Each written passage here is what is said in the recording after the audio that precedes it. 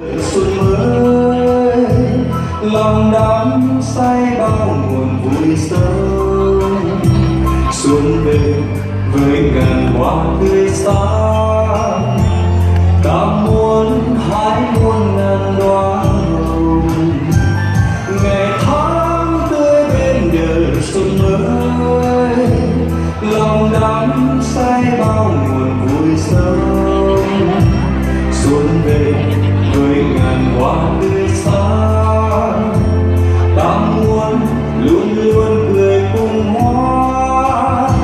Xuân tháng tươi chim én bay cao biển trời, vui xuân đi cao tiếng ca mừng xuân reo, đừng để lòng vô hướng tình về đắm, ta trái vui đời xuân tháng tươi.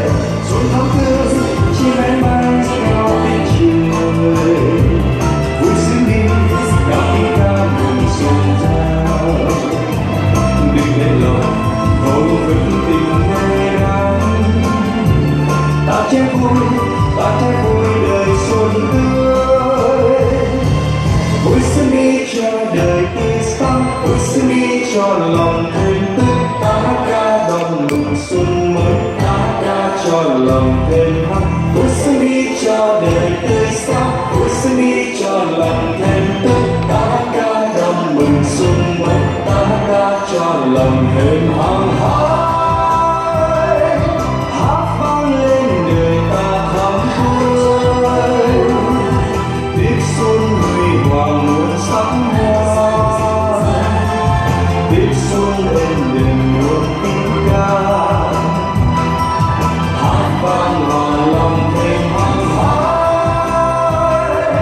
Hát vang lên đời ta thắm tươi, tiết xuân huy hoàng muôn sắc hoa, tiết xuân êm đềm muôn tiếng ca, xuân tưng bừng.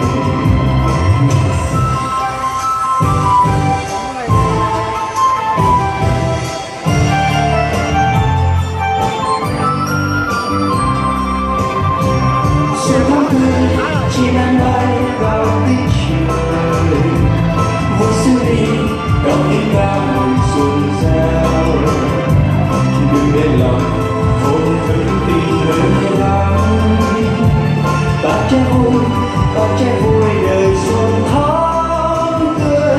Xuân tháng tươi chim én bay cao tiếng trời, vui xuân đi cao tiếng ca mừng xuân reo, đừng để lòng vô hướng tình về đắm, ta trái vui đời xuân tươi.